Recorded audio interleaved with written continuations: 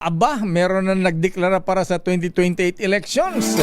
Si Idol, Senator Raffy Tulfo nagdeklara na sa darating na eleksyon.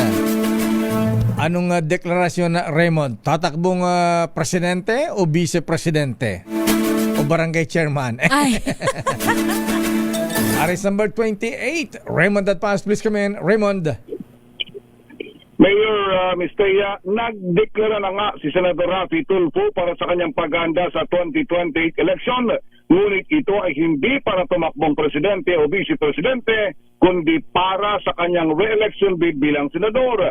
Ayon kay Senador Raffy, masaya siya sa trabaho niya sa Senado dahil nakikita niya ang bunga ng kanyang ginagawa. Ito ay sa ginagawang pagpapasalamat ng kanyang mga natutulungan. Ayaw umano itong pumunta sa isang lugar at posisyon na sasakit lang ang kanyang ulo. Maliban sa pagsasabing baka hindi niya magampanan ng inaasang tungkulin mula sa kanya.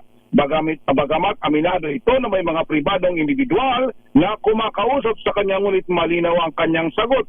Wala siyang interes na tumakbo bilang vice-presidente at presidente sa 2028. Narito si Senador Raffy Tulfo. Wala akong balak. Pag may balak ako, sasagutin ko. Kasi wala akong balak.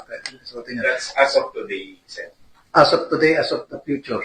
So, for your final answer niyo yun talaga. Final answer. Categorically yan. Categorically yan. Categorically. Bakit, sir? Masaya ako dito sa Senado. Marami ako nagagawa. For me, happy ako dito. So, bakit ako pupunta sa isang bagay na magkakaroon pa ako ng sakit sa ulo? Ang bahagi ng pahayag ni Senador Raffy Tulfo. Kala ko naman, Ito si Arwin Juan. Kala ko naman tatakbo ng presidente o vice-presidente Raymond. Running mate na ba? Patapos na pala ang term niya kaya magre-re-election na siya. Re-election siya sa 2028 election na mayor. Kaya nga, tinatanong namin kanina kung yung decision ba niya ay as of now, ang sagot niya ay categorical daw. As of now and in the future. Yung kanyang deklarasyon na hindi siya tatakbong presidente at vice-presidente kundi for re-election sa Senado. Ayan. Okay nga, Rod. Maraming salamat, Raymond.